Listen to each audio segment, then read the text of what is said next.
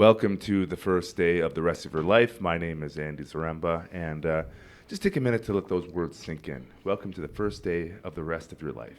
You know, no matter what you've done, no matter where you've been, you can sort of pull it together, change things around, make a different choice, do something different, and start fresh. Reframe, zoom out. Mm-hmm. And you can do that whenever you want, really. It's about making that decision. And sometimes it takes, there's interesting catalysts for change. And sometimes it's hitting rock bottom for some people. They need to feel that extreme pain, and then one day they decide, I don't want to feel that anymore, and they make a change, right? Other times it's just, they want to make something more proactive, Or they see something profound, whether it's in nature or art or they have a peak experience. They have a peak experience. The peak experiences are an interesting thing. There's a book called Stealing Fire, and it talks about peak experiences and how to generate those peak experiences. And they say that people that actually go out and seek those on a regular basis, they actually generally do better in life, and they have more bigger experiences, and they're more open, and they have more opportunities. So, and those peak experiences can come in a lot of different ways, right? And we'll get into some of that today, I think. But as usual, we're recording out of 70 West Grover Street here in Vancouver, British Columbia, Canada, out of our business Float House. And if you haven't heard of floating before, you can visit our website, floathouse.ca. And you can learn everything you want to learn about flotation therapy. Or if you're on YouTube and you want to jump over and watch another video after this one, you can check out the What is Floating video. And that is a 7-minute synopsis of all the benefits and a little bit of the history of what flotation therapy is and all the good things that it offers. So check out the What is Floating video on YouTube. Use the promo code. Use the promo code Vancouver Real, and you can receive a 20% discount on a single float. And what else would you like to talk about today? Do you want to talk about Mindful Mass? We can talk about Mindful Mass. Mindful Mass potentially has an event on June 21st. In fact, it's secured and locked down. We're going to be doing a meditation, potentially / yoga class at City Hall. So we're going to be announcing that shortly on the Vancouver Meditation Flash Mob page.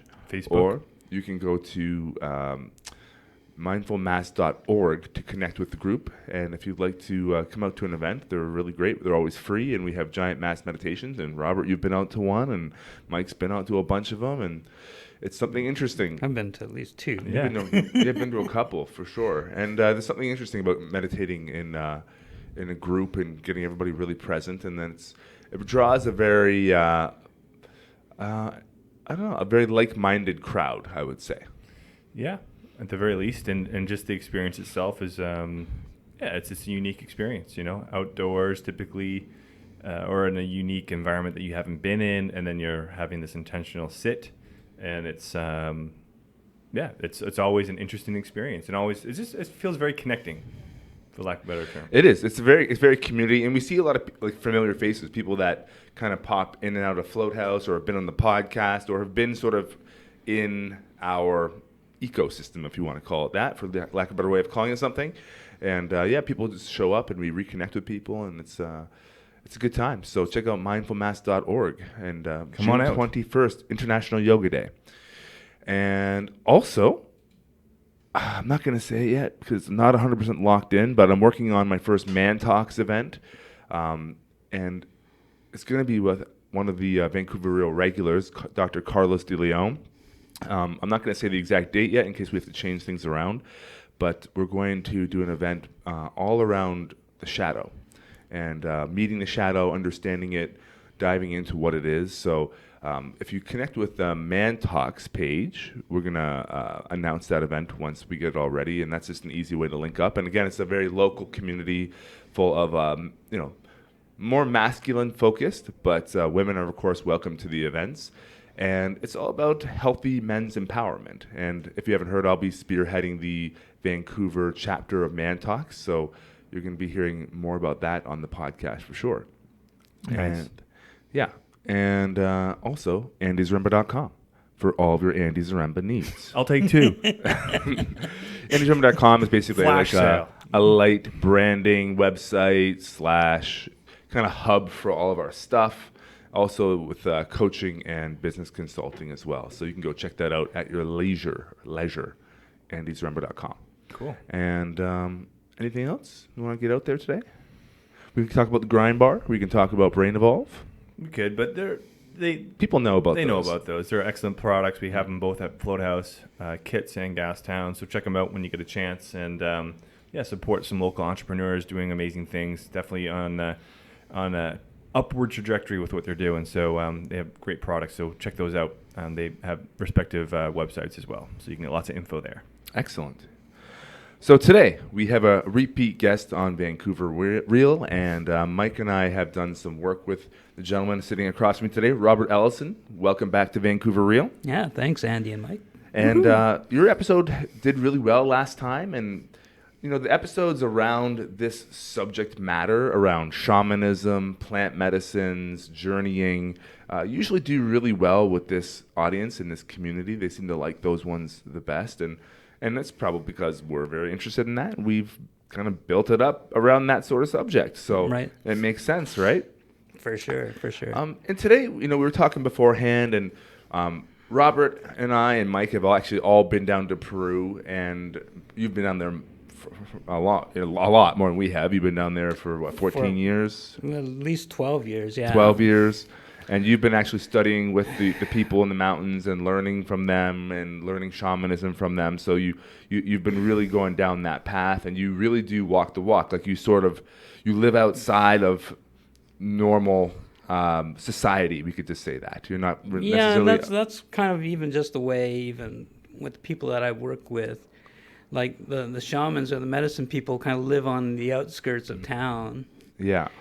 Or maybe even outside of the village or whatever, and that's so that they can stay kind of neutral, and that anybody from the village can kind of come up and ask for help. It's not like they're in there and it's like, oh, they're buddy with you, and if there's somebody that maybe not a buddy with you and they come to me, then they think I'll take your side or something, and so they try right. Shamanism is about kind of staying neutral, to be able to stay out of whatever the story of things are and kind of just see from a neutral perspective to kind of help people kind of find their way.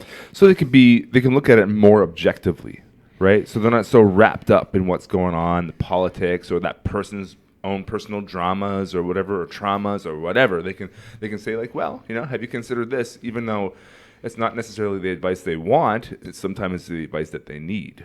Yeah, and sometimes, like as a shaman, or I really don't like using that word, but we're going to use it. So it's like you're planting seeds.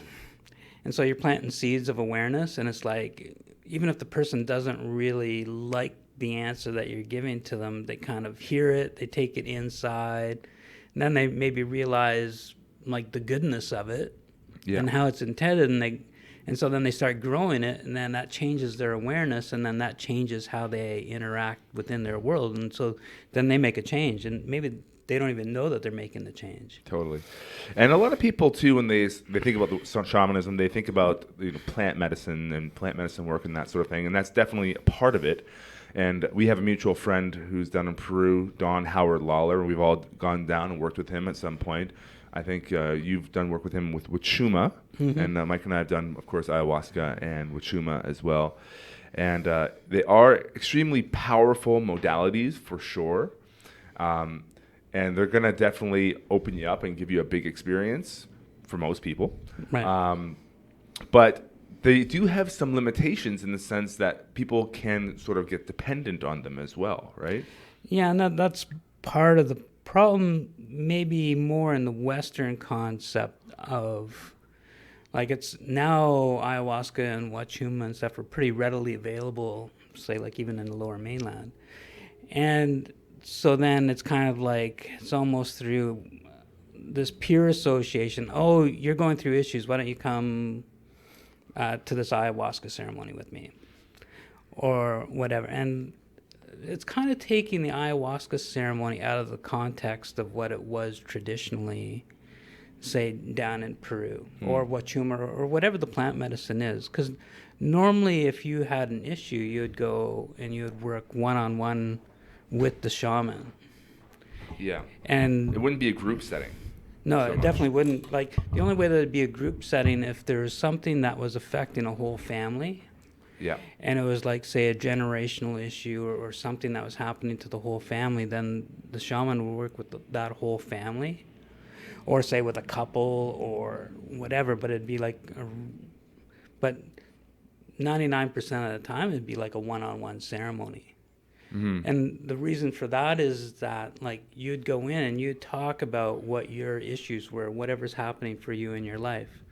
And you'd go search out the shaman and kind of probably ask for recommendations, like, and you'd go and you'd sit with him. And the first day, he would just talk to you. And he'd talk to you about all your issues. What's happening for you physically, mentally, spiritually, what's going on in your life. So then he would sit with that for a bit, and then the next day he would go and he'd go out and collect the plants, and then he'd start a special brew just specially for you. Like, say there's 7 different types of ayahuasca vine that I know of. There might be more, but say there's 7, and so generally there's 3 plants that are in the brew.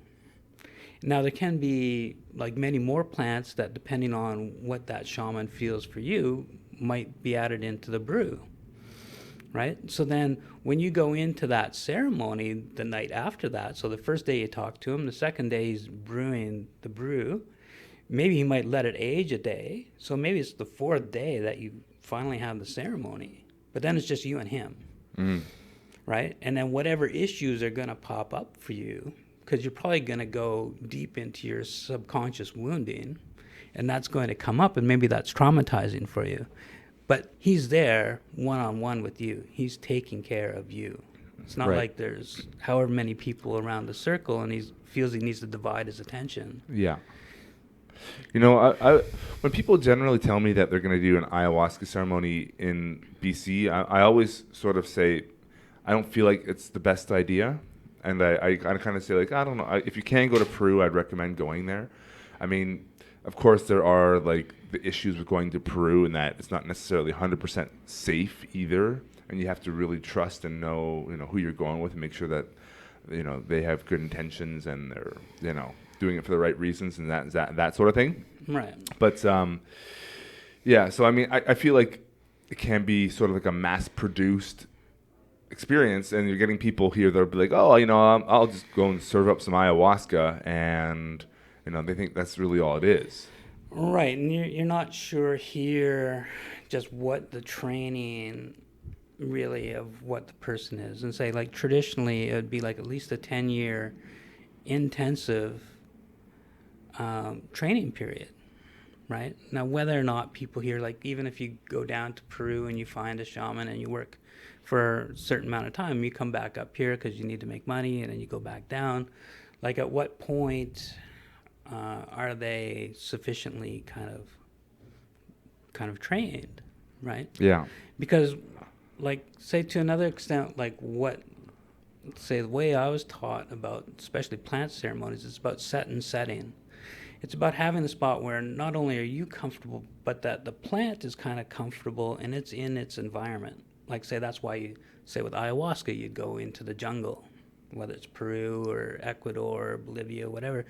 Because then when you're dealing with the plant's in a stable thing. And if it wants to show you even just about connection within the jungle and how it's connected to all the different plants, because the plants are in some way teaching you from their perspective what connection is, right? Normally there'll be some part within an ayahuasca journey that part will come up. It's going to try and show you connection. Now, What do you mean by connection? Just energetically how it fits into the web, say, right? Because, like, we all fit into the web. Like, we're connected energetically. We're all connected. As soon as you kind of even talk to somebody, you're energetically connected to them. Like, our spirits are, like, even with us in here, like, our spirits are making this connection. And even though there's certain words happening, like, the words don't even have to happen. There's this interplay between us. Now, in the environment, say with ayahuasca, when she's down in the jungle, she knows all the different plants that are there, all the different plants, all the different fungi, all the different animals. And she can say, hey, look, this is what the connection in the jungle is like. This is how I'm connected. Like, do you see then how you're connected to all the things in your life? Right? Now, if you bring her up in here, like, and you evoke her in spirit to come into the ceremony, and you start to drink her to bring her spirit into that circle, she starts trying to make her connection. All of a sudden, she's connecting to a pine tree and a maple tree, and she's going like, hey, I don't know you, but who are you? Right. And it's like, oh yeah, well, I'm the pine tree, I'm the maple tree, I'm like the Boston fern or whatever. It's like, Right. Yeah, and that's totally, that's part of the reason why it's like people say you should go do it in its natural environment. You should go into the Amazon if you can, but there are like the retreat we did. They did Wachuma in the Amazon, and typically that's done in the Andes. It's done up in the mountains, right? So it's still not as pure as it could be. It's close. It's like it's in the same continent at least. But how much do you think that'll change how the medicine works with people? And it's more in the subtleties of it, right? I think you're still going to have an experience. And if it's going to give you a different experience than what you've totally had ever, then it has a chance to open you up to something that you didn't see before, right? And so, like, say, even though I'm not in favor maybe of, say, the ceremonies being done up here. Because they're illegal, or because they're just... Yeah, for me, it's got nothing to do with the illegal part. Yeah. Right? The illegal part just makes... Because, like, I don't think it was illegal till just 2 or 3 years ago. Oh, yeah? And so then what that speaks to me is that somehow something was happening in ceremony, and normally ceremony is really quiet and hush-hush.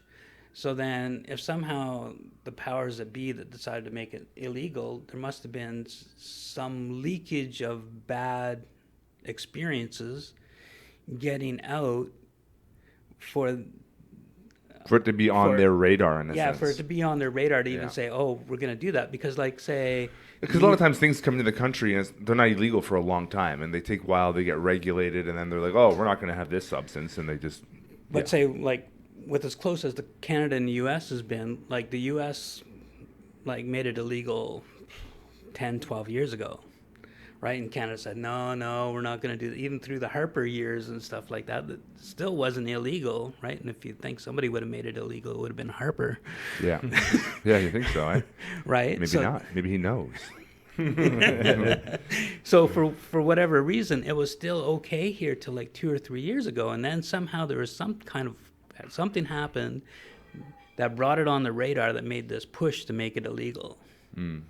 Right? Well, yeah. I'm pretty sure Harper doesn't know, but, Who's to say? Who's to say? But anyways, so, people can have really powerful experiences on these medicines, and I certainly have, and I know you have as well, and Mike. But, again, it's a common misconception, I think, that that's all it really is, and that's the only way to have these experiences as well. And that's part of the journeying aspect and learning how to journey.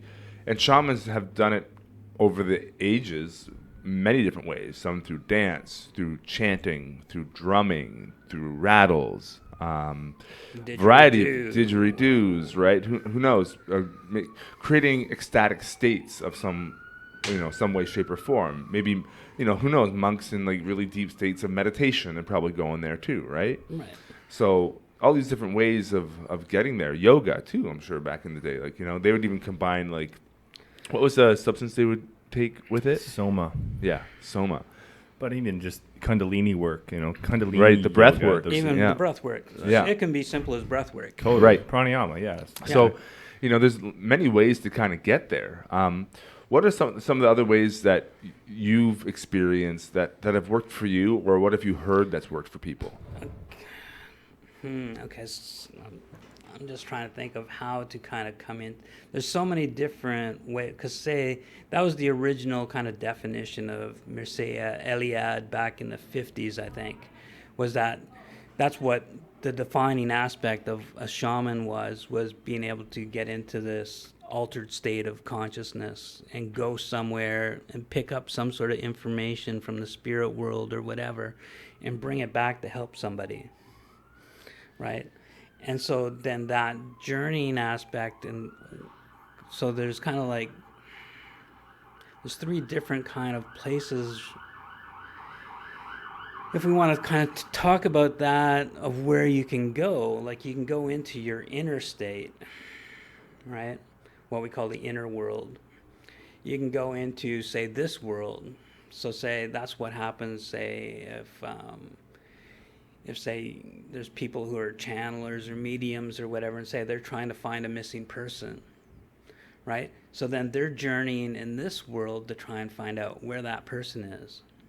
So generally, say with ayahuasca and the plant medicine stuff, so we're going into our interior world to try and find out where our wounding is, so we can work through our interior wounding to come out in a more healed state.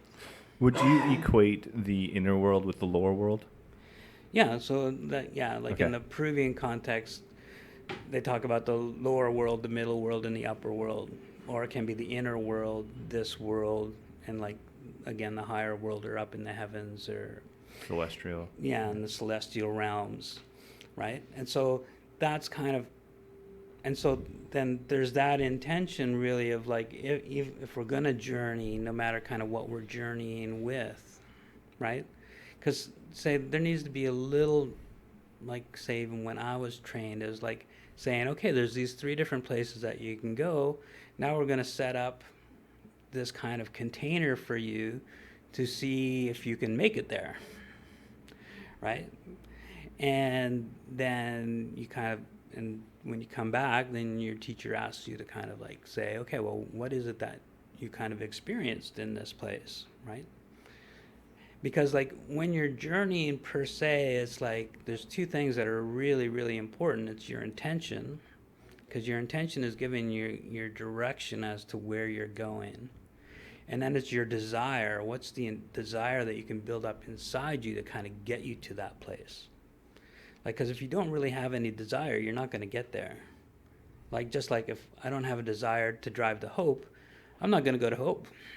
And there's nothing that you can do that's going to make me go to Hope, right? So I need to have this desire to go there. So like the person, if they're going to journey, they need to build up this desire from within them, because that's the energy of what's going to take them there. Yeah. Right? So then, but if you have those two things, then like the modality that you use, right? Whether it's wachuma, whether it's ayahuasca, whether it's iboga, whether you use a drum, whether you use whatever, right? Because the way that for me that it is that all those different aspects of whatever it is that you use gives you a different perspective of the center of where creation is, of coming into that center of creation.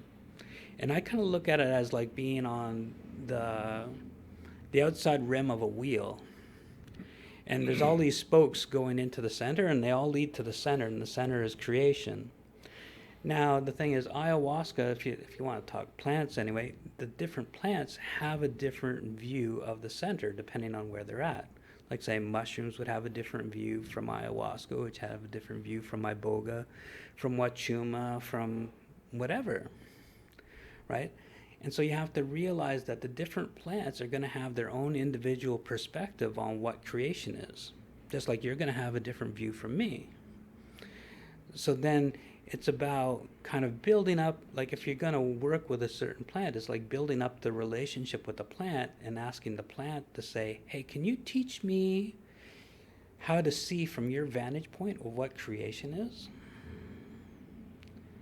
Because then if you can do that, then you're kind of getting out of this thing that I'm using ayahuasca as a crutch. That I'm saying, I don't have the ability to journey or whatever, and I'm not going to try to endeavor in gaining any of that mastery. I'm just going to give up my personal power to my good pal ayahuasca, and she's going to show me what it is. Right. And so if I can come into that relationship in a different way and say, hey, Mother Aya, can you actually show me your view of creation, or show me your view of what's happening with me, why I'm carrying this dysfunction, whatever it is, this dis-ease, then then you come into a relationship. She goes, "Oh yeah, sure, I'll help you, right? I'll show you my perspective of what's going on with you." Right. I think I'll just chime in real quick. I think this is really useful information for people up here who have maybe been exposed to plant medicine, shamanism, in one way or another, because it is a different way of approaching it, and I think it's a little bit, like you said, it kind of helps you not surrender your power a little bit. It keeps that relationship a little bit more integral, a little bit like of a clear reciprocity of like, I'm showing up to this as well, and I'm you're meeting them with it. Right. I just think that's something that's probably a useful vantage point for people to hear who may partake in this kind of work. You know what I mean? So yeah, I appreciate you bringing that up. I was just gonna say, there are people who are like skeptical in the world, right? For sure. Mm-hmm. And it's like when somebody hears like, oh, you're journeying with spirits, and they're gonna go and learn something in another world. Like, what do you say to people like that who are just like, no way that's happening? Like, whatever, it conflicts with their religious beliefs. It conflicts with, their scientific beliefs, or they're an atheist. What would you say if somebody just said, I don't believe you at all? What would you say to somebody like that? I say, hey, that's perfectly fine. Like, actually, like, even say with what I've done with you guys is I say, like, hey, there's going to be things that I say that for you, as far as how you view reality, you're going to say, hey, I don't think I can buy that, Robert. Like, that just doesn't make sense to me. And I tell, like, every single person that I kind of work with, I go, okay, you need to have this kind of what I call a little black box off to the side. And I say, like, if I say something that you can't buy and it just doesn't fit into your reality, I say, hey, put it in this little black box and just keep it over there for right now. Like, I'm not asking people to buy everything that I say, like hook, line, and sinker. It's got to be by experience. Somehow you've got to have an experience.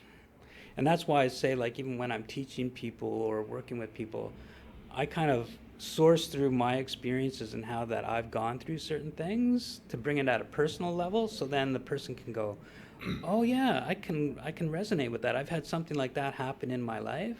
Right. And it gives them a different viewpoint. And then again, it's like going back to that planting that seed. I'm planting a seed, and then if they have another experience, normally I'll get a phone call and it's like, hey, Robert, you know that thing that you told me about? It's like, hey, that makes sense now. Right. And I go like, oh, okay, cool. Right. And that's the thing too. People, have been so sort of disconnected from these sorts of experience for the most part for a long time now. And I've heard that, like, shamanism could have been the basis for a lot of, like, the religious beliefs and experiences that people have talked about over the ages. So, like, a lot of this, like, shamans would go in and create and have this direct primary experience, and then it's sort of transferred to, say, a priest or a holy man of some type saying, oh, trust me, I've had this experience, so you can listen to me, and that's all you have to do. And they sort of control that access. Whereas before, it was more like the shaman was, like, going and having these experiences and then sharing it with people or teaching it, as opposed to just, say, reading it from a book, maybe.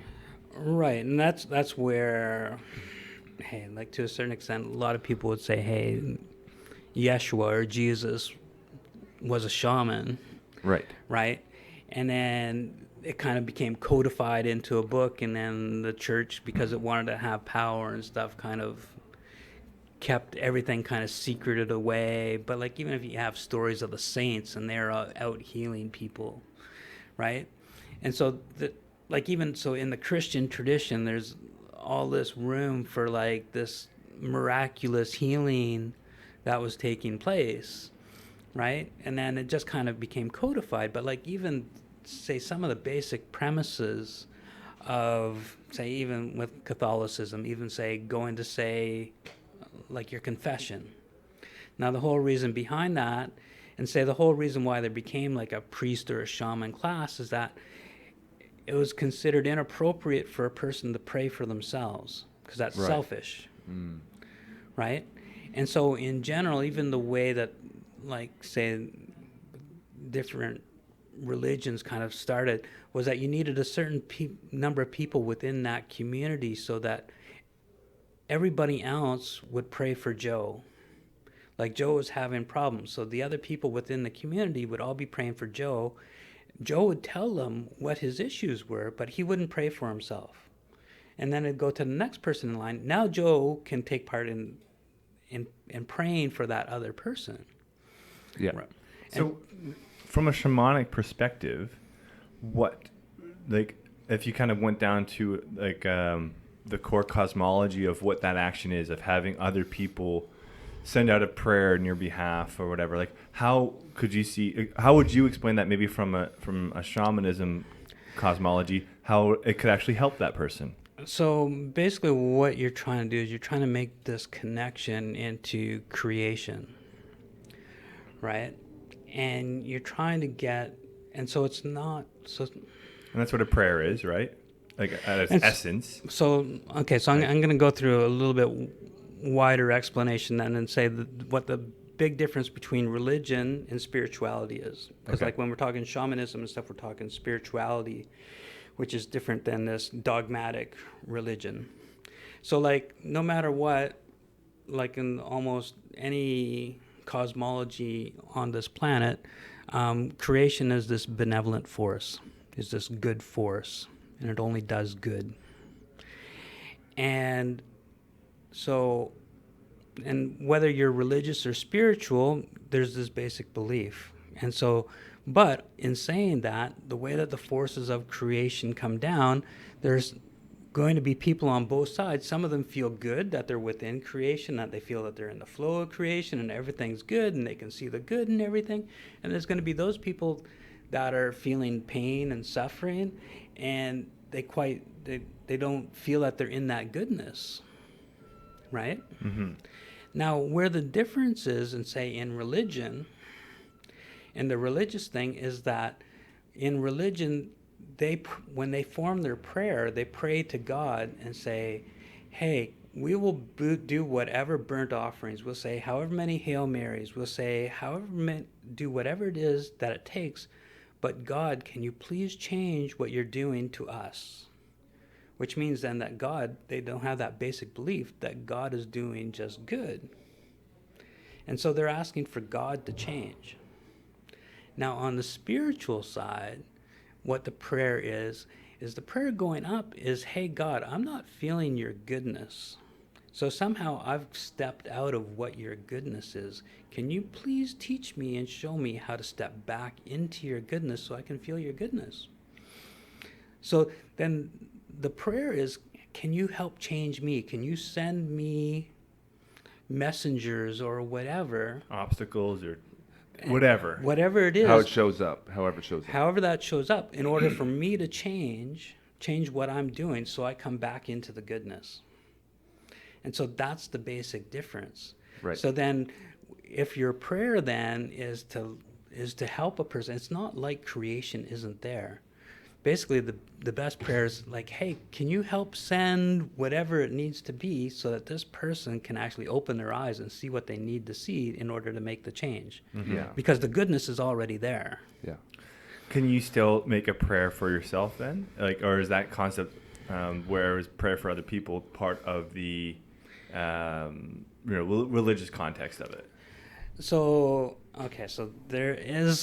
generally then if you're going to form a prayer to, like in the way to kind of get around that is how, say in the Christian context, they started bringing angels into it and saying like, hey, Archangel Michael, can you carry this prayer for me? And so then there'd be this whole thing of like, what different angels would you call to help carry your prayer?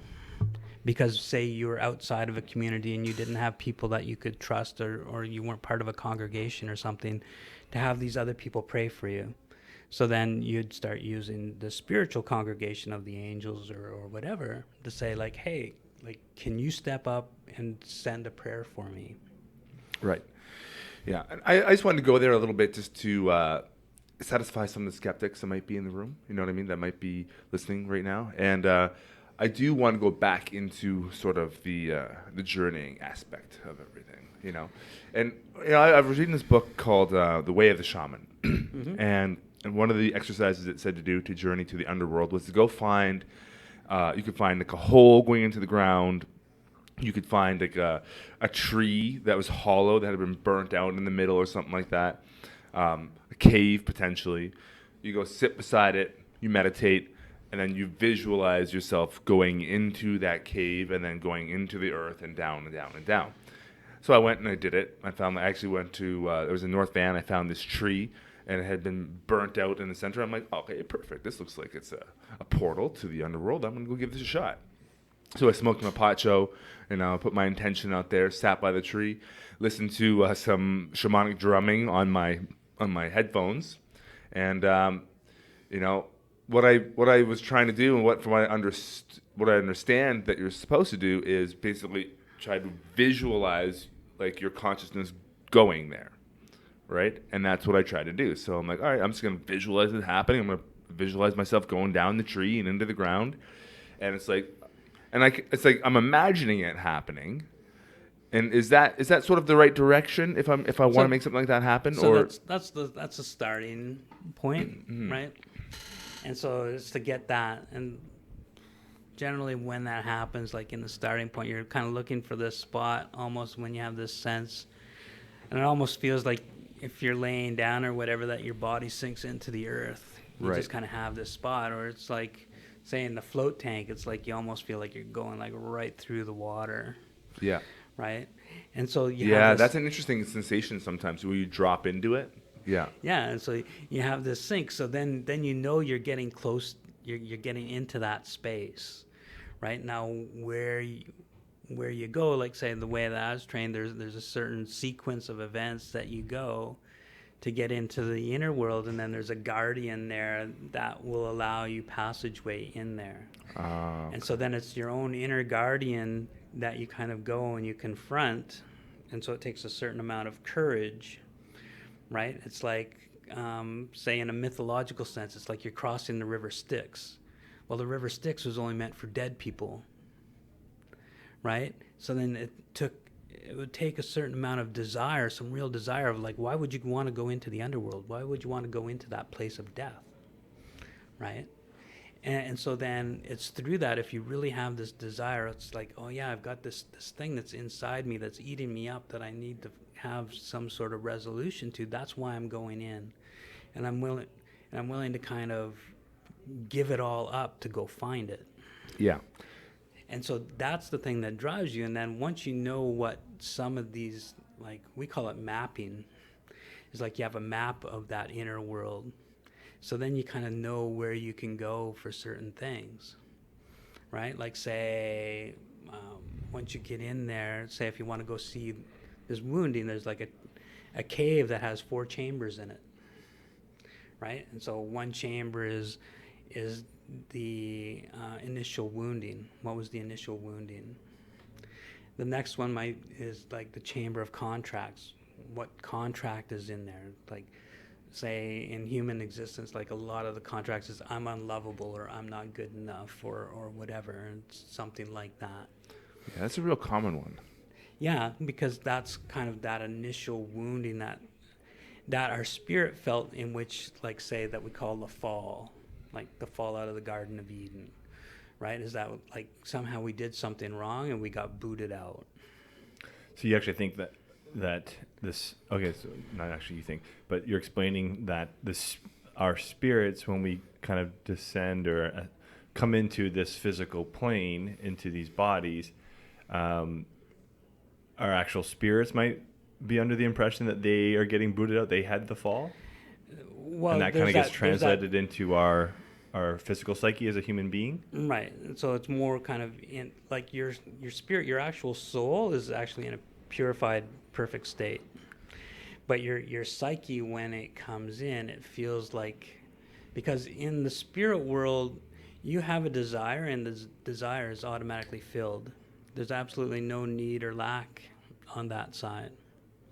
All of a sudden, you come into this side, and depending too on who, like how our parents are able to treat us or whatever, like, but we're still going to feel lack at certain points. Like even like a baby, if it's going to if it's hungry, it's going to let out a cry. It's going to let its mother know, hey, I'm in lack, right? Now, the mother normally gets in tune pretty fast and takes care of the need, right? And she learns pretty quickly what the basic needs of the child are, whether it needs to poop, whether it just wants to be held, whether it needs to be burped, like, so all those things happen.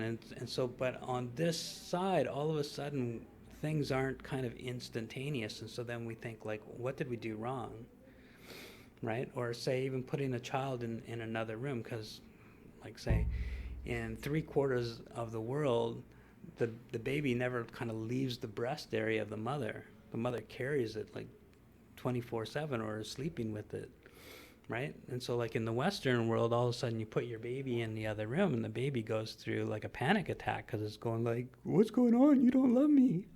And that can be the first wound of a person, is all of a sudden they go through this abandonment anxiety, right? And so when you're journeying, like for your example, you see these 4 chambers and like you can go and maybe access these core wounding type things. Right. And then some of them bring back some of the gifts that help you transcend that wounding, that help heal that wounding. Now, I'm really interested in the how. How do we do that, right? And at first I was quite skeptical of this whole world, and then I went down to see Mother Ayahuasca, and that changed. Funny how that happens, right? But for the last little while, I'm like, all right, I want to find out. I want to find out if there's something there, you know? So that's why I've been working with you and been actually trying to practice this stuff. What are some of the methods that people can use to help them if this is something they want to explore?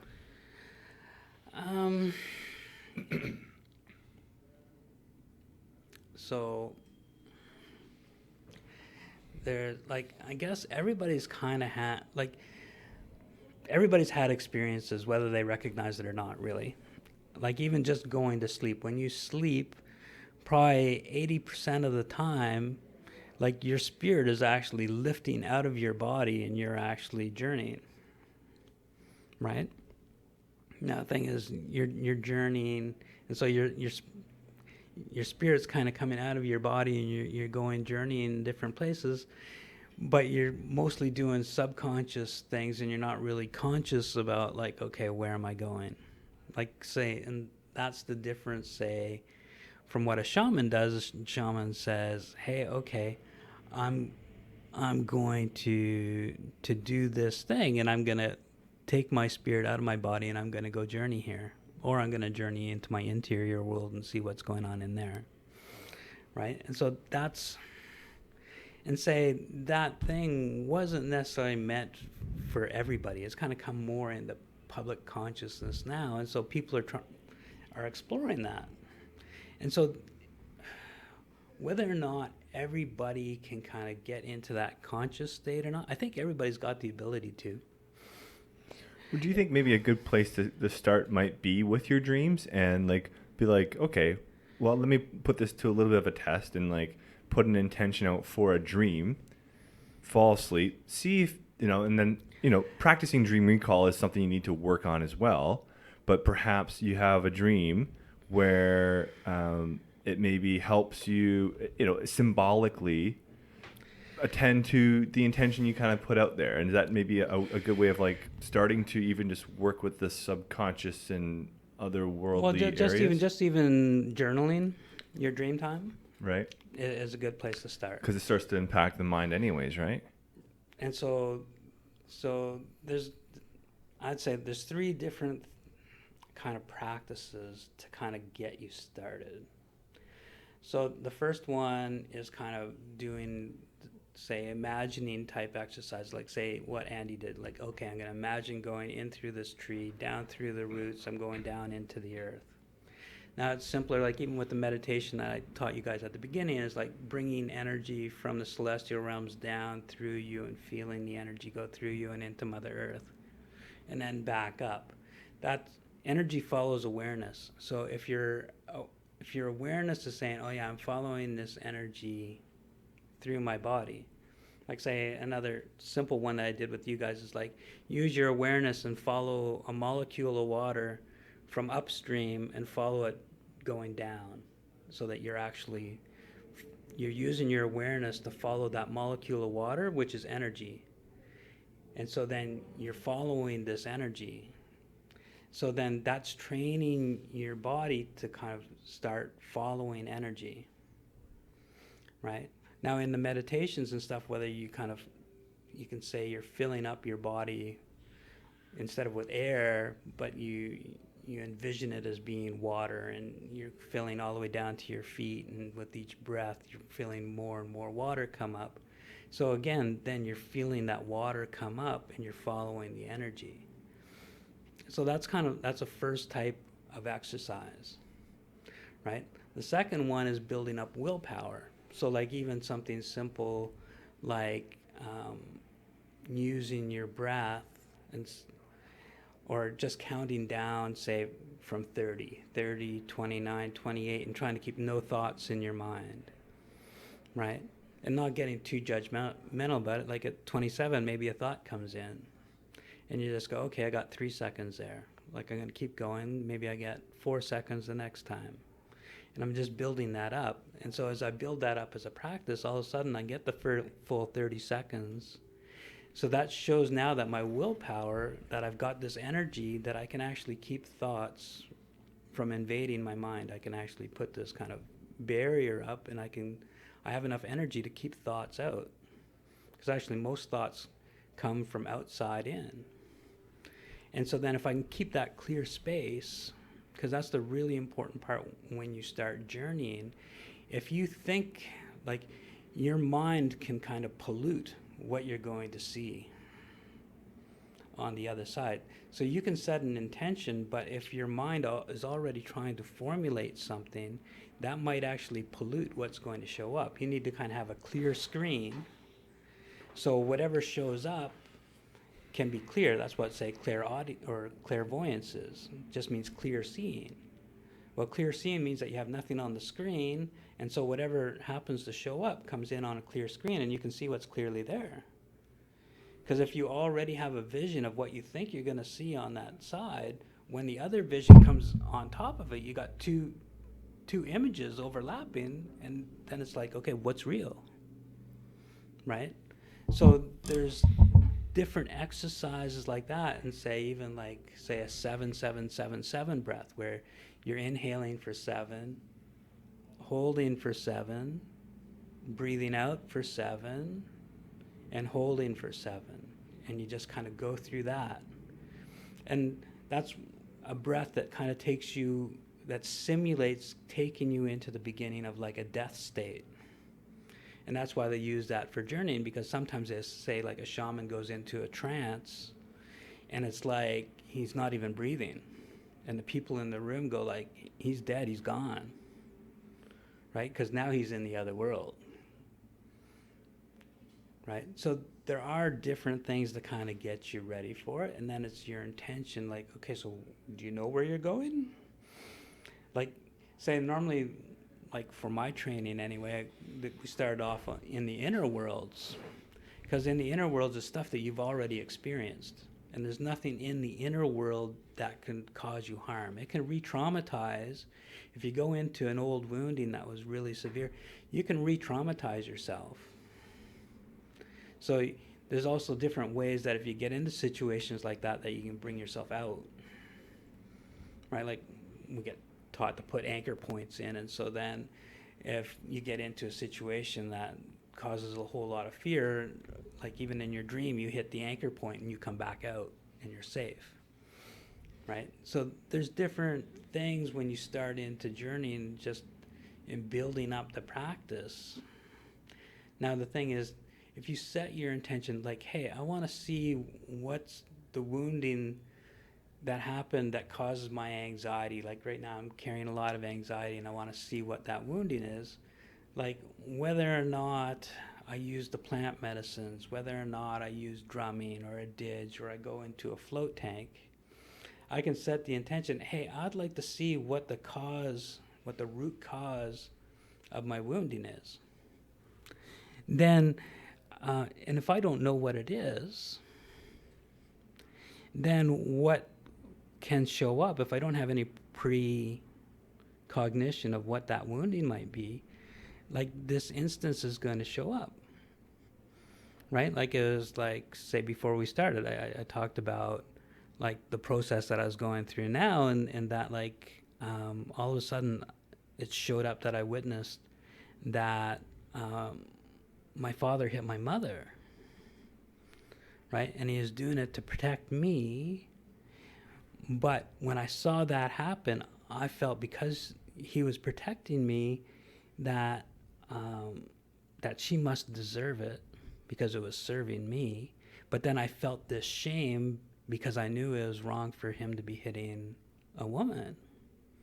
And so it caused this whole juxtaposition in my spirit, because there's two different things that were happening there, right? And so it can be something that's as simple like that say, like, I, up until that point, like, as far as consciously, if I was thinking of things, I could never remember that my father hit my mother.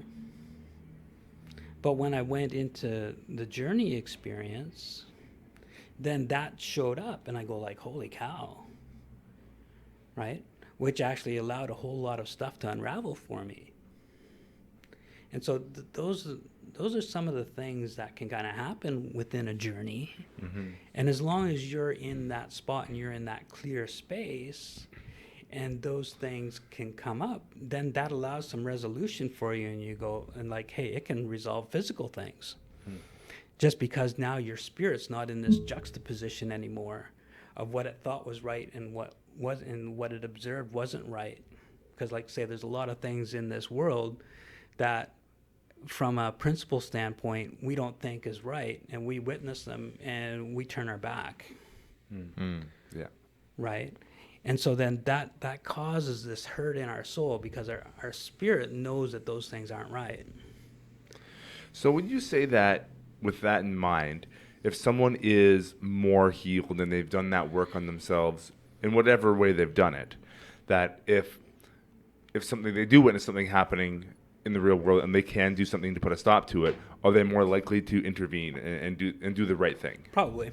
Yeah.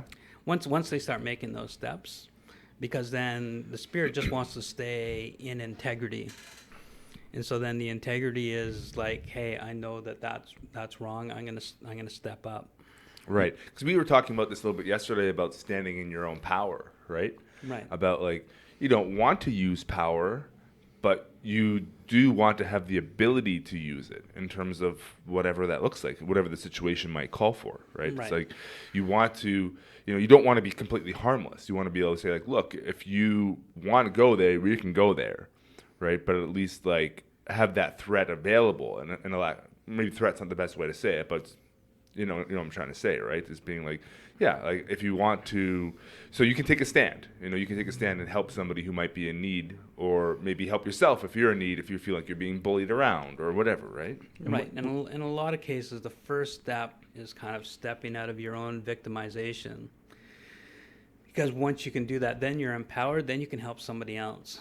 Like, say, it's just like getting on an airplane. They say, okay, when the air mass drops down, you take care of yourself first, and you take care of your kids and older people after, because you need to be in your power in order to be of use. To help anyone else, right? To help anybody else. So Yeah. You need to be there, and you need to be the best that you can be, and then you're empowered, then you can help others. Yeah. I've heard the phrase that you can't be a victim and a master at the same time. Would you agree with something like that? Well, what I'd say, kind of with what I taught you guys, you can't be the victim, the rescuer, or the perpetrator. And why is that?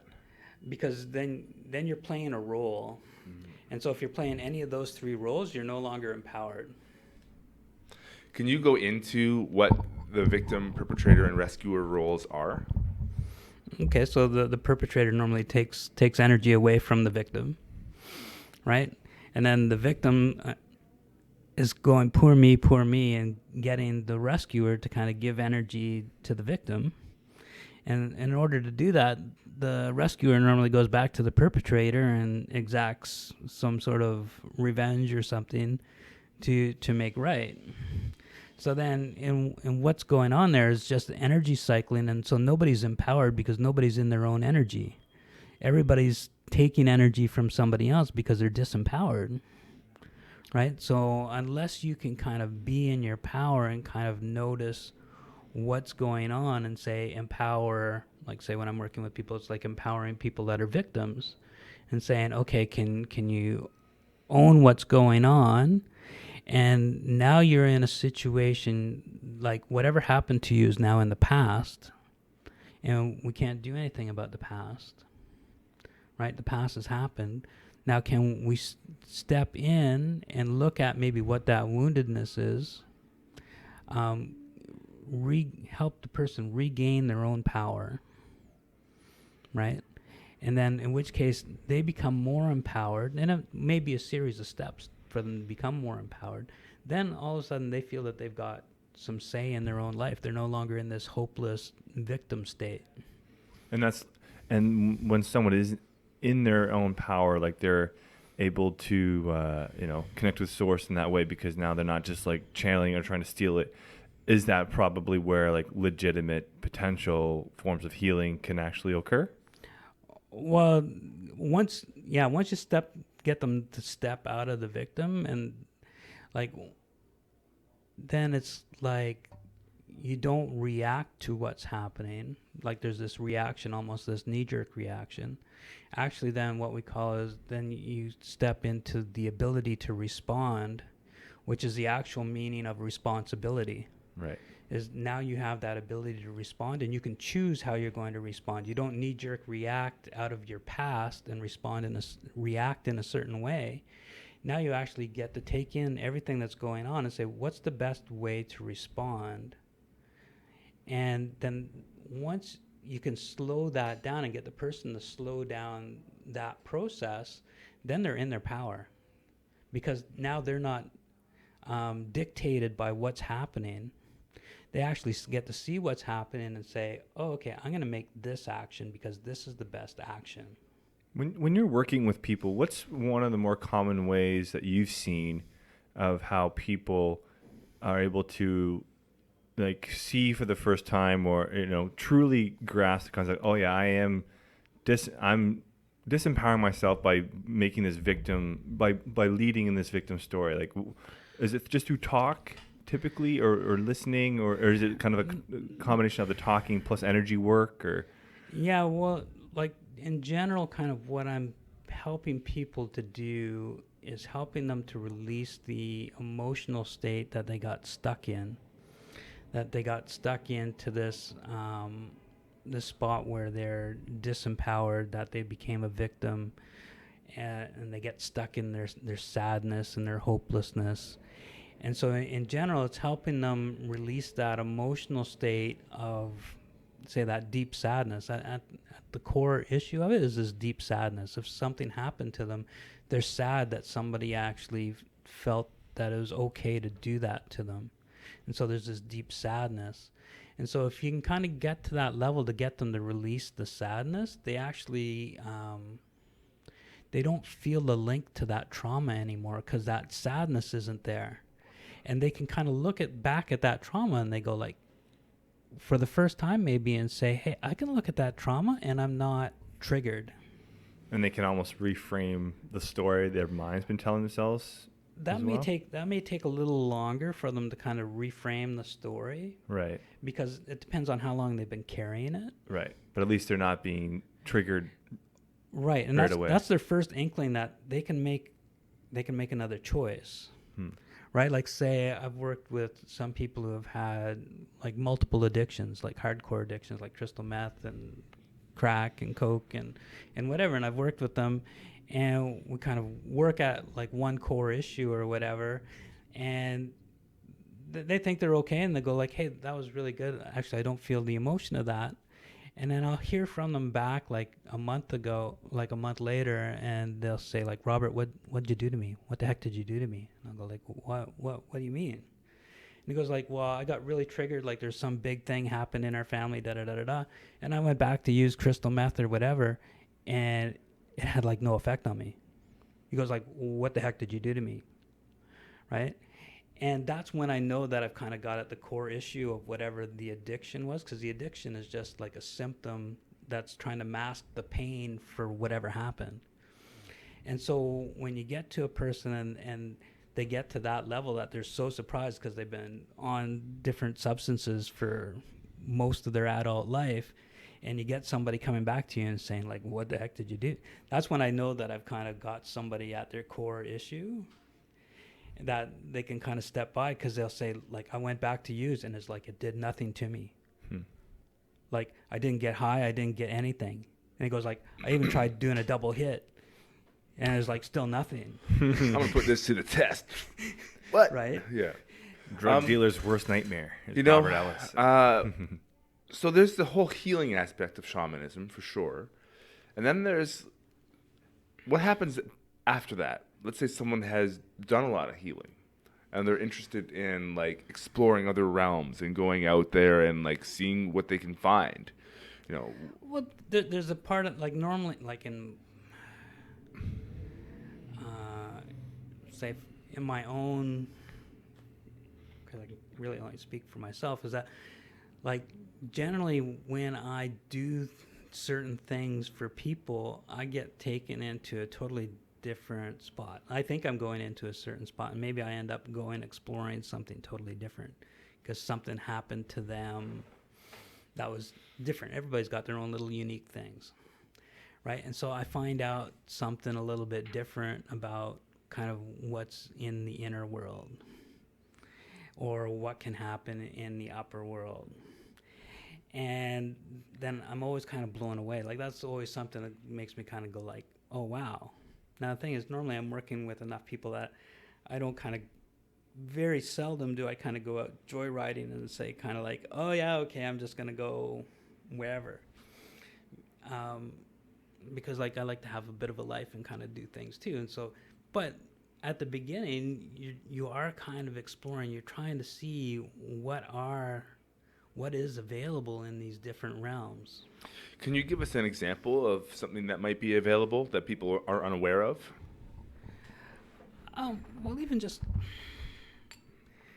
there's this inner spot where your spirit's at total peace. That, like, no matter how much pain that you're in here, you can go to this inner little sanctum of peace and health, and you can go in and tap into that, and you can bring that up. Now, also there's a corresponding spot in the upper world where you can go, where all the souls are already up there, and they're already in completeness, and you can get a realization that, hey, no matter what kind of pain and stuff that you are here, that your spirit's already in this place of perfection, right? Like, say for me, I realized that, like, walking the Camino, I forget what day.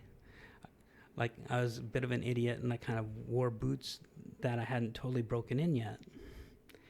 And my feet were in so much pain after like 4 or 5 days or whatever that I thought I was toast.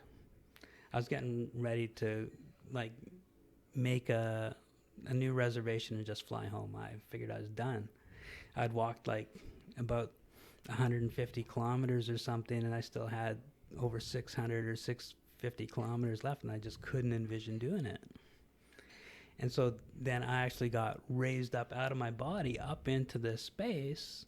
And then once I went through that experience, like we're talking about, like these highs or whatever, like for me, that was one of these life highs, that when I got to that space and I felt that I totally didn't belong there, because I felt just the total bliss and the perfection of that space.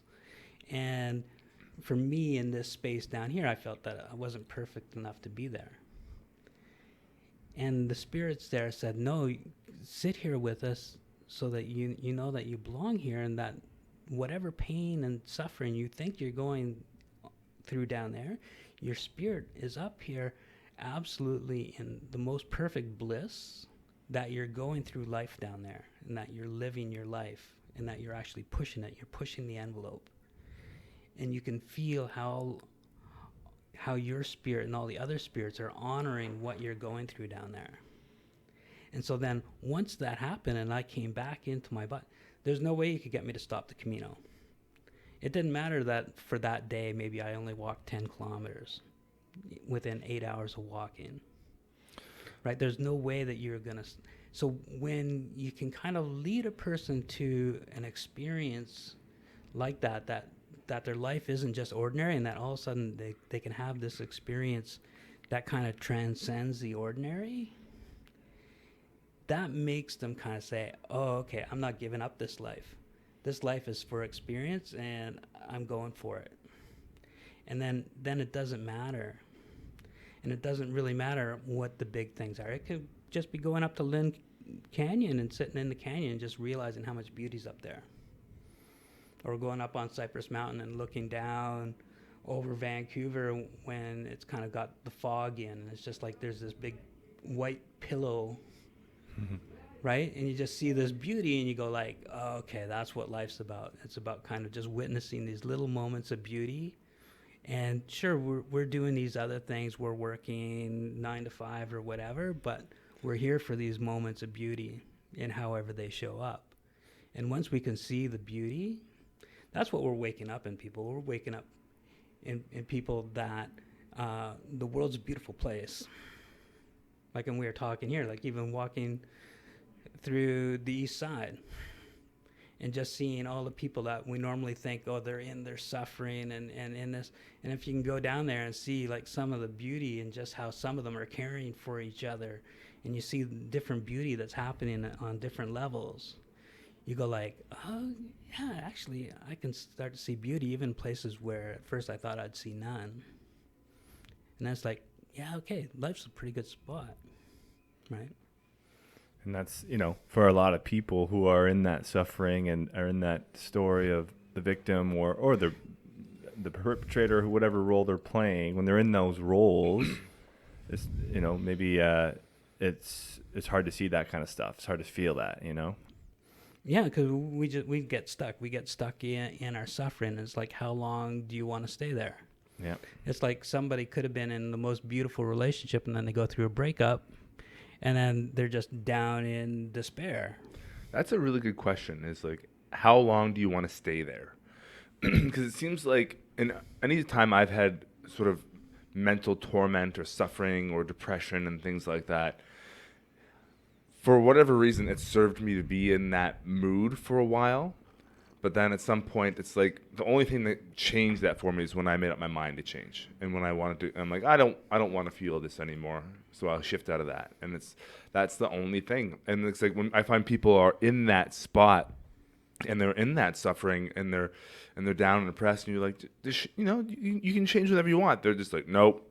Like you can't make anybody shift out of that if they don't want to. Oh yeah, like hey, I went through explaining that to somebody the other day, and I said like, okay, how long do you want to stay in there, right? Like, and they said, oh, well, they wanted help. Well, I go like, well, do you, right? And who's going to help you? Maybe that's an even better question. Well, like I can help lead a person through certain things, right?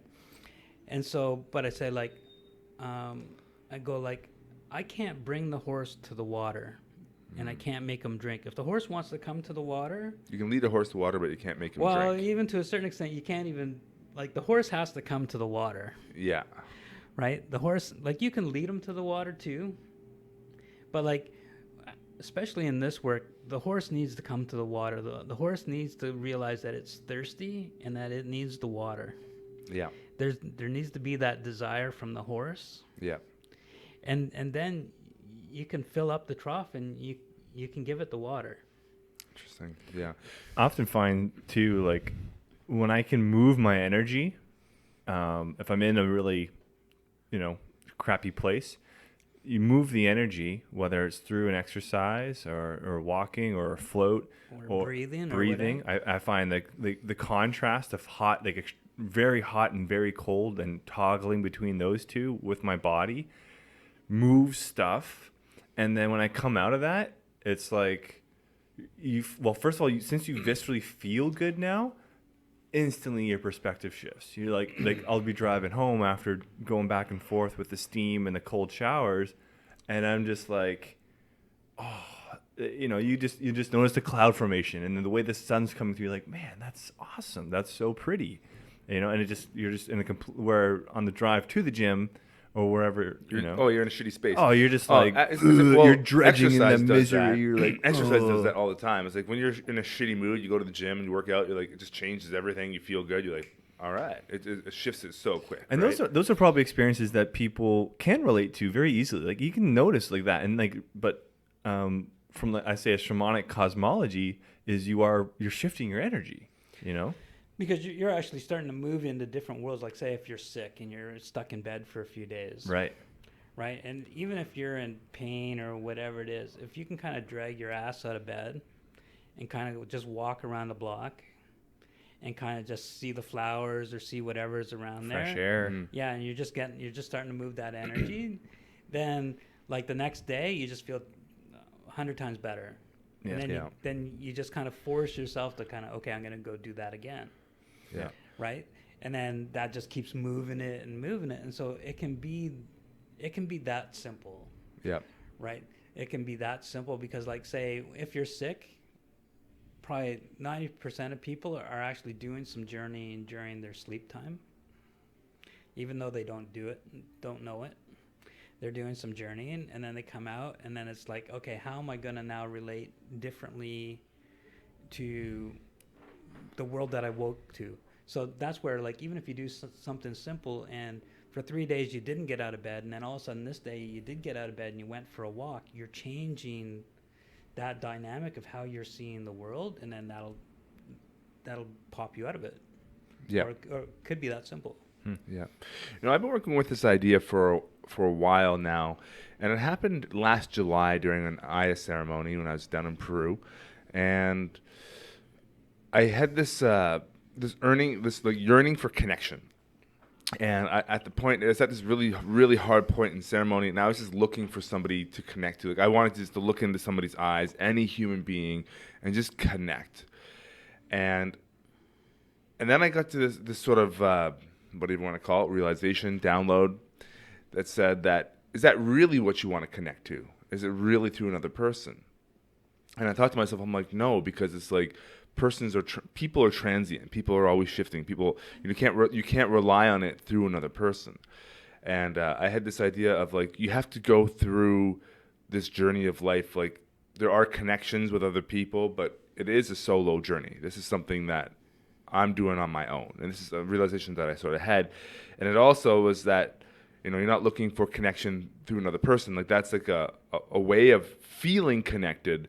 But I had a bigger message saying that you're looking for connection to like something higher. Right. And that's what it seemed like to me. And the only way to get there is through myself, and no one else can do it for me. That was sort of the message I got from it. And that kind of goes back to that point where I say like all the planets even are just the hub of the wheel, and you're looking to get to the center. Yeah. And the center is actually in you. The whole generation thing of connecting into the center is inside you. These things are giving you some sort of experience. Now you're taking some of them in, so it's starting to drive an inner experience. But once you realize that you're trying to just get to that center, that connection with creation, and once you feel that, and say in the that's what they call it, the teacher of plants, right? Because it kind of shows you the way how to get there. Right. Right. What is the center? If somebody's asking and they want to know what the center is, what is that? Let's go to the big question, Robert. Let's go to the big question. So, like, say, when I'm teaching you guys, like, say, that central meditation of, like, connection to creation and bringing that through you and into Mother Earth and kind of creating that loop. Now, just to interject, you said that it's not up or down. It's actually everywhere. So, yeah, it is actually but like in a cosmological kind of way, we want to say, okay, there's the upper world. So it's like, okay, we're going to make this connection up. Yeah. And then the lower world connecting into the earth, we're going to connect down. Okay. And just in a physical sense, because we have this chakra system that goes from like the top of our head and that is opening up. And we go through, and then our lower chakras connecting down into the earth. It's just kind of within that system that people are a little more aware of now. then if we can kind of work in that system, it kind of gives you a way to kind of say, oh, okay, this is what we're doing. Right. Well, and it aligns with our anatomy, really. You know, like we are these like, you know, long beings that go from the earth, from the feet to our heads. Like we're a line, basically. So it's like work with that channel of energy with what you got, because it is on every level. There's the physical and it goes beyond, but you might as well work with your central nervous system, primarily your spinal cord and your brain. So we're getting away from the question. No, that was right on. What's the center? So the center is that connection. So once you make that connection, so you know you're fully connected and you feel that energy, as you work through that meditation longer and longer, you realize that there's more of that energy that moves through you. And then the more of that energy that you have available to you, you can actually use that to drive bigger and bigger experiences, right? And that's what kind of, so say those peak life experiences that we're talking. So once you start hitting these different peaks, it kind of says, oh, hey, maybe there's more. And so it drives you to continue doing that peak experience. And so through that, sometimes you're going to have some of these like crazy experiences, like say I did during the Camino, where I'm there where all the souls are, and I just feel that bliss that I've never ever felt in any other way, even in a dream experience of what that was, that there's just no explanation for it, right? That once you have those experiences, it's like I want more. Yeah. Right? It's interesting, too, the idea that I've heard that you shouldn't put a label on it and don't say this is what it is. Because once you do that, you put it in a box and you're sort of limiting what it can be. Right. And that's where I think your mind always wants to kind of put labels on it and say, hey, this is kind of what it is or isn't. Right? From what your experience, like to a certain extent, you don't want to do that right after you come out of an experience. You want to sit in the experience. You want to let the energy and you want to let your being just feel what that is, because it's beyond what your experience, like what your mind is comprehend. Yeah, and like English is a real shitty language for talking anything about spirituality. You can almost talk any other language, and they got really amazing terms around different things that are spiritual. English is a really good technical business language. Mechanical engineering. Yeah. It's really good in that way, but in the spiritual, like if you want like a romantic kind of, like speak Spanish or French or some other language, and they've got like all these different things, like say like déjà vu comes out of French, right? Yeah. It's like there's no actual name in English, because the English is like, we haven't thought of anything like that. It's like, oh, we're going to call it déjà vu. Like thing happened and thing happened again. What? It's true. Now, the interesting thing I was thinking about is you have a peak experience, and then like you have this desire to seek the next peak experience, but sometimes within that desire to like try to replicate it or to have it again actually blocks it. And I found for myself personally that whenever I have another peak experience, it'll come at a time where it's like I'm in this really intensive energetic place. Like my intention is really strong. My desire is fueling it. It's really strong. But I have to like really let go for it to come in a completely different way that I don't even expect. But I can't even like, it's like it happens without me anticipating it. Like I can't direct it. It's like, it's kind of like the stars align and then it happens for me. And it's like, boom, it just blows you away, right? In a completely different way that I didn't even know was possible. Right. Like even say using that Camino experience, like that happened for me on like day 4 or 5. Mm-hmm. It didn't happen when I entered in the church at Santiago. Right. When I went into the church at Santiago de Compostela, which is supposed to be this climactic thing that you go into the church and you experience the mass of being celebrated in because you've walked your 800 kilometers or whatever. It happened at like day 4 when I was at my weakest. Yes. Yeah. Right? Yeah. So that's the same thing. Like this year, at the end of the year, I plan on walking the Ganges, right? Because I know really I can't go back. I can't try to replicate my Camino experience. Right. And that whole Christian aspect and whatever. And so all of a sudden it kind of came to me like, hey, okay, I'm going to go do this Ganges experience and walk from the ocean all the way up to the Himalayas, Right.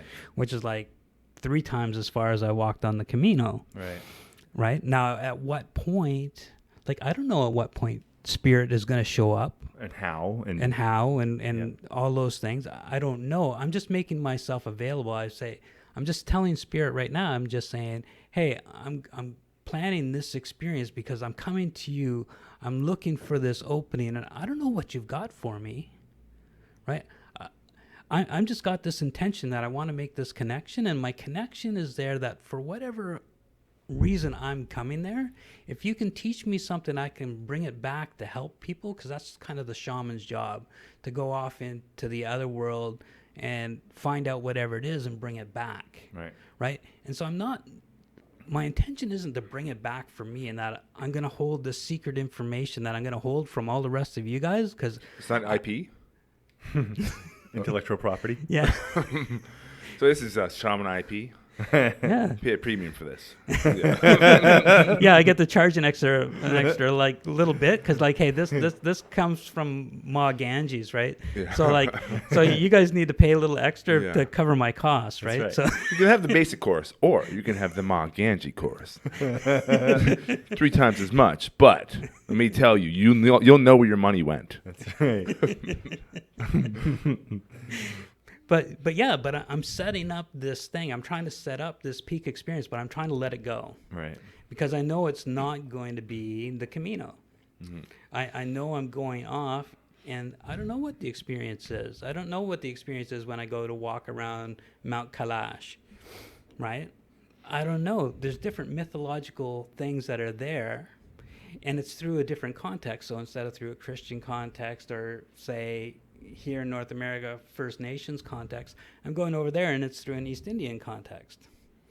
Hinduism, Buddhism. Hinduism, Jainism. Just for people who have heard you the first time, I'm not sure if we've gone over this or not yet, but can you tell people a little bit about just your own background and how you got to like where you are now? Like just like, like I'm just saying in terms of the lineage in which you've studied under. Okay, so the lineage of teachings kind of comes mostly through, like, say I started working with a person in my late 30s, and his name was Alberto Violdo, and he had kind of, I think, as a grad student and stuff, he had worked with like a bunch of different spiritual healers through like the Caribbean and Central America, and I think his teacher was really kind of well connected and had kind of ins with John of God in Brazil. And then Alberto started working more with the Andean Quero people, kind of to the east of Cusco, but also with other mountain shamans as well, and also going into the Amazon. And so then I was kind of going through my own stuff, and then actually I got turned on to him, and so I figured I'd go check him out and see what he was about. And that's I went through kind of his Healing the Light Body school thing in California, and for a couple of years kind of completed that. But then when I got through that, because he did a really good job of kind of bringing together a bunch of different stuff out of different traditions. And so I kind of figured I wanted to kind of go and just kind of see if I could kind of go into just that mountain tradition and see kind of what was in there, and just try and get one cosmology instead of mixing cosmologies. Because I kind of felt that was really important, to kind of get like one sort of tradition and try and get that as complete as possible before I started kind of going outwards and mixing stuff. Sure. Yeah. So you've been at this work for a long time, and you learned from some pretty good teachers, for lack of a better way. Yeah, of saying it. and for a lot of it, like, to be honest, a lot of it was like learning about ceremony and then letting spirit kind of come and spirit be the one doing the teaching. And so the teachers were there to kind of give their perspective on what ceremony was and how to try and bridge that gap to allow spirit to kind of make a connection to you, right? And so then once you got to that point, and then you started getting teachings kind of from spirit, like there's some ceremonies that I got that I never got from a person, that I got from spirit coming through and say, hey, this is how you do it, right? And so then that makes it... It's purest form, really.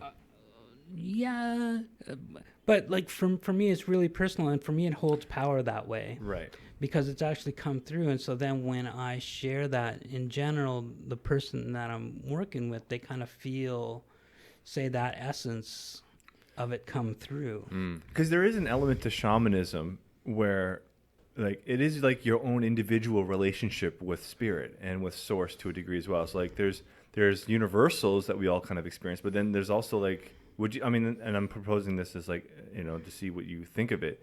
Is there an element that, like the way, like how you talk about the way I need to help you see it, the way that you're going to be able to see it, you know what I mean? Or to connect with it. Like there's like universals that transcend the individual.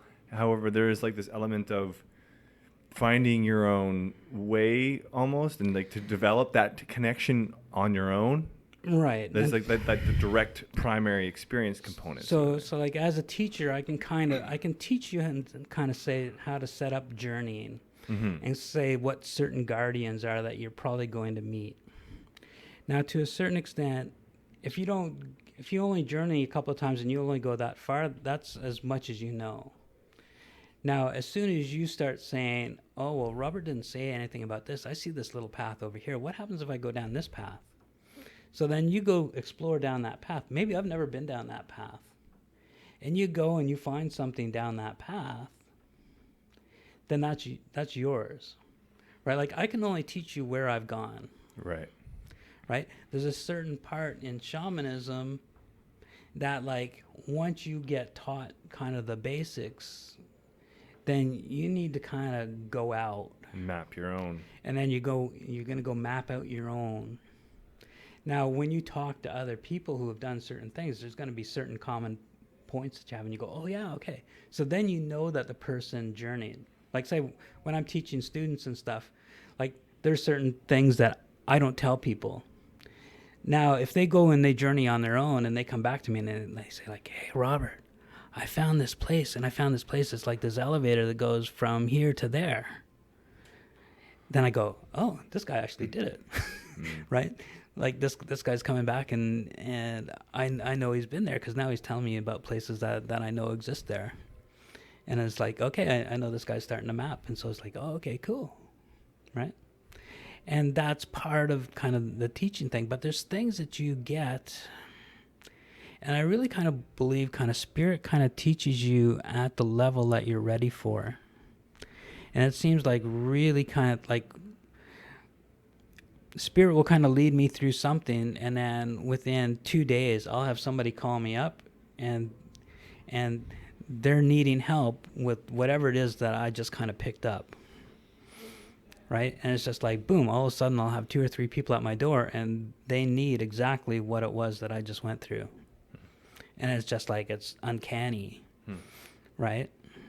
And so there's things that spirit will kind of show us when we're ready to know. And sometimes it's like, sometimes they'll teach me something and I'll think that they've taught me this like 4 years ago. And they'll come up and they'll say like, Robert, hey, we're going to show you something new, say about journeying. We're going to show you something new about journeying. And, but we need you to forget about this. And I'll go like, but isn't that the truth? Like, aren't you guys teaching me the truth? Like, what's going on? Like, isn't this the truth? And it's like, that was the truth for them. Like, we're going to show you how to get somewhere different.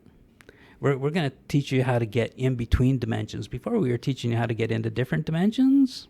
This is totally different. Now you have to get in between dimensions. And I'm going like, what the heck is that? Like, why would I want to go in between dimensions? Right? And they go, well, we're going to show you. Right? This thing's got no idea. He's pointing to his brain, people. For those audio-only listeners. Yes. Yeah. My mind has no idea, right? And sometimes you have to totally let that go to be able to go into a new experience. Right. And in this intellectual place, like say I went through 10 years in university in neuroanatomy and neurophysiology, right? So to go from that to go into this place where I'm going out and I'm totally expanding and letting everything go and trying to turn my mind off so it's not trying to microanalyze everything is like a totally different thing. But the payoff on the other side is kind of what I see when I'm helping people, and all of a sudden they have their aha moment and they can now drop their trauma and say, oh yeah, I'm ready to create a new life now. And it's like, oh, cool. Like that's the most exciting part of what I do, right? The most exciting part is like having people be able to drop their trauma and say like, oh, okay, I'm going to go into a different direction now. Yeah, I feel like there's no escape from some sort of pain in life. You know, everyone's going to experience it at one way, shape, or form, and we're all on this process of working through that and doing our best to move past it. Yeah, like what my teachers would say is like, hey, this is life. Pain's going to happen. Suffering is optional. Suffering is us carrying that pain. Like I could stub my toe right now. Now that pain from that toe was when I stubbed it. Now, if I actually kind of communicate with my toe and say like, hey, yeah, I was an idiot. I really wasn't paying attention to where I put you. Like that was really a stupid move. Mm-hmm.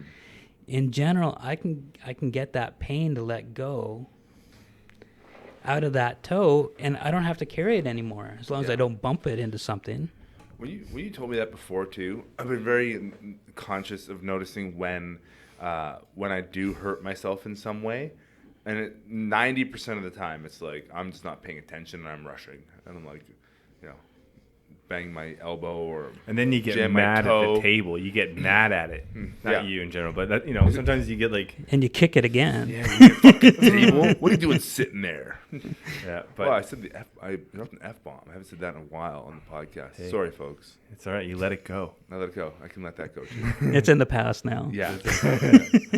But it is funny how, yeah, like when you're, let's say, triggered because you're hurt, that pain kicks in, and you lose that ability to respond very quickly. It's like when I'm playing chess, and I'm playing chess in a distracted environment, and then I lose. I'm like, it's the environment's fault. Right. I've been distracted. Right. I'm like, if it was quieter and wasn't getting distracted by all these things, I would have won. Mm-hmm. But you know, it's not the environment's problem that I can't focus. Right. Getting pulled all over the place. But by, you know, again, when we get that triggered point, like you're giving away your ability to respond, you know, and we lose that, and we can lose it all the time, right? And I guess a good practice is to kind of continually catching yourself when you've lost your ability to respond and bring it back. Well, the first teaching is like, if you find you're triggered, sit on your ass. It's like you take everything off a boil. Right. You take the pot off a boil, you go and you sit. And you just let the emotion kind of just dissipate. And like if you can do that, and sometimes it only takes like, when you sit your ass down, it takes like about 3 to 5 seconds for that emotion to really kind of dissipate to at least about half. And then you can kind of say, hey, okay, I see what's going on now. Like if you make a decision or say something in that moment where you're triggered, you're 95% of the time you're going to regret it.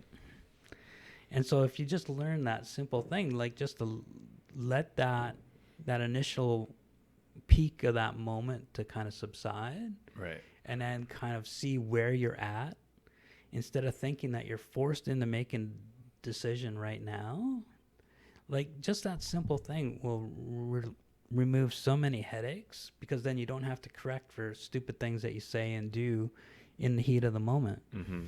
Right? Yeah. Cool. Well, that's wonderful. Well, awesome. Yeah.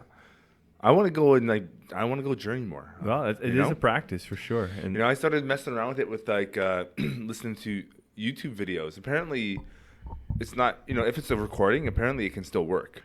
if you listen to the drumming, and it has a lot to do with like the rhythm of the drums. Like it has a certain like rhythm. It's like dum dum dum dum dum. Yes, dum, it's dum, quite dum, fast. dum, The dum, drumming dum. that I've experienced. And then yeah. the comeback drumming, it like goes even faster. It's like dum, dum, dum, dum, dum, dum, dum, dum, dum, dum, like, Right. and that's like your cue to like come back. Right.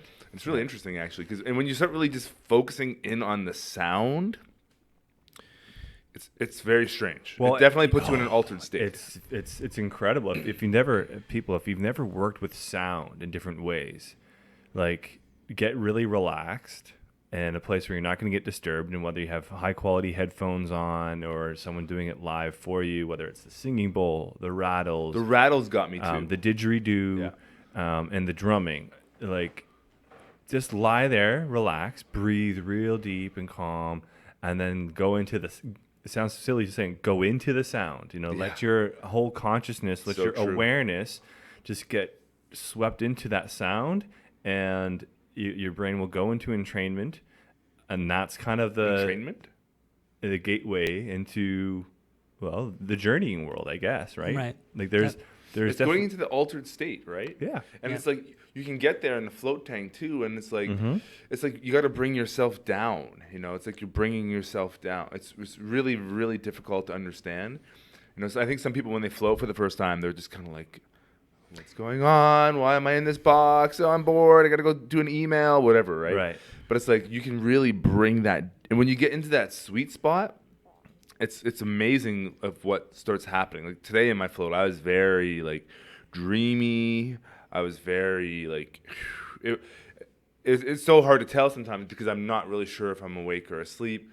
I fell asleep though at one point. I did the old head bob under the water by a jolt. That's I'm like, the worst, God. man. Yeah. I'm like, oh my God. And the only worst thing about it is just like, I'm like, oh, I got to get out and wash this out. Because I was so in such a nice spot. I know. And now my face is stinging. Yeah, you get those twitches sometimes. Yeah, but uncontrollable. Yeah. But I almost kind of like it when I get that because I'm like, oh yeah, I'm like in that sweet spot. Oh yeah. Yeah. Yeah. And so a good way to get in there too, like just as a preliminary, even if you only do it for like 2-3 minutes as you getting that float, or if you're just lying down, is go into that 7-7-7-7 breath. Yes. If you just go in there and just kind of, because that takes your attention of your mind to kind of focus. Oh yeah, I'm doing 7 count for inhale, 7 count for hold, 7 count for exhale, 7 count for hold again. It allows your mind to kind of get taken off into that state. And so then once it gets into that repetitive loop a little bit, it gets out of your normal thought patterns and paying attention to your breath. And then all of a sudden you'll find that you're just in this ease of breath when you stop it. Right.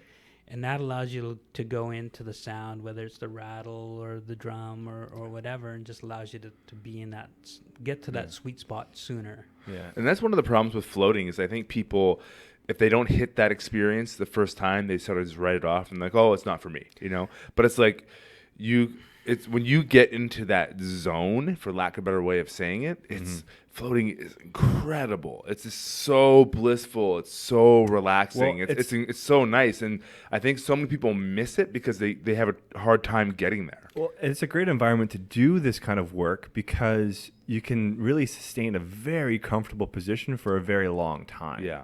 There's no temperature variations. There's no distractions. There's no pressure points. And even gravity. like seated meditation, people feel like, oh, I can just meditate at home. It's different. It's like you go long. You get more practice time. You're not getting as stiff, and you're not getting distracted by the pain either. That's the other thing too. Well, there's like if you learn to meditate or you do a few of these things before you kind of go into the float tank, or you can even do them like if you're waiting, like you get here early and you got 10 or 15 minutes before you go in, and you just do a couple of practices to prep you. And if people learn how to prep themselves properly when they go in, they can get to an experience sooner. Like probably for most people, it probably takes 2 or 3 floats before they can kind of start to get the sweet spot. But if they have, some people never get it, I don't think. Some people, if they just had some of these little tools just to kind of tweak them, to kind of get them out of their head into what the anticipation or the expectation of what they think they're going to get. Yeah. Because they need to have, again, that clear space. The mind needs to have that clear space for spirit to come in and make an impression. And if they're too garbled in that space, again, it's like putting an impression on top of an impression, and they don't know what they're gonna get out of that. And it's funny too, like it depends on your state of being. Like sometimes it's much more rare these days that I'll have a float where my mind is just going bananas and I cannot control it no matter what. I find that very rare. But like, if your mind is just chattering and jumping all over the place, it's just like, good luck, Like it's so hard. I find that's sort of like a defrag process almost when that happens now. Right. But that's why. But it's pretty rare for me. It's like when I'm going to those really chattery mind states in the tank, it's like I can generally calm it down pretty quickly now, and it doesn't happen too often anymore. Well, and that's why doing something, whether it's just before you get in the tank or doing a yoga class before you even come to the center, or just for the first few minutes while you're in the tank or in the shower before, is to do something to connect with just a sensation or your breathing or just to kind of start to slow down the monkey mind a little bit. That helps so much. So bringing that minor skill set into it, which is very, very simple, like, whether it's just watching your breathing or doing the 7-7-7-7 breath, it helps tremendously to really maximize and optimize your float experience. Yep. Yeah. Awesome. Well, is there anything else you want to get out there today? Do you have a website, a Twitter handle you want to throw out? No, I don't have anything like that. I'm just me. Like all you get is me. But if someone did want to kind of find you, where's the best place to reach out? I do have like a Facebook personal profile. page. Yeah. So Robert Ellison, ELLISON. Why don't you make a simple website? Just again, like for me, it's like whoever's meant to find me is gonna find me. Gotcha. Right? Like if phone number is 778-706-0070. Like no. Like you're gonna get thousands and thousands of calls now. Talking send doesn't text. or send them a text. Send me a text, whatever. Yeah. Like generally, what I do is I meet with people and we go for a coffee or whatever, or go for a walk, and you fill me in on what's going on, and I kind of share a little bit of how I might foresee helping you, and what methods I might use and whatever, and like it's all personal. Do you have an email address? No, I really don't use the email. Like message Facebook me on, and text message. What's the number again if people want to reach out to you? Is 778-706-0070. Yep. Or Robert Ellison on Facebook, ELLISON. You realize you might have to change your number now because you're gonna get calls this all the time. Yeah. Anyways, that's a good problem to have though. No. Regardless, if you need to reach out, do so. No, I'm not saying you should. And say I'm like just saying, right now, it seems what's going on here in Vancouver is like people who feel like they haven't had enough integration through some sort of plant medicine experience. Yeah, you said that before, that you're getting encounters with these people. So like if you're having issues and that you're finding that you can't kind of make your way back into reality, and your reality's not setting, and you're having all kinds of like crazy thoughts and you just don't know how to relate anymore, then hey, give a call and we'll have a chat and cool. Get you straightened out. Yeah. Well, get you grounded back into this realm, because that seems to be an issue. Is that there's not enough people out there to help integrate after plant ceremonies. Yeah. Right. Yeah, if you want to hear more about the integration talk, check out our Tanya Mate interview as well. She does that at Temple. She does the integration work as well. Yeah. If people want to have a little more in-depth conversation about that subject. Right. Yeah, but it's interesting that's becoming now. It's funny how that's become a thing that you've had to encounter many times now, of people not being taken care of properly and just inexperienced shamans or whatever's happening. Well, it's just I think a lot of it is just some of the groups are just getting bigger and bigger, and so then it's hard for people. And again, it may depend on the shaman too, just what skills they have in helping people integrate.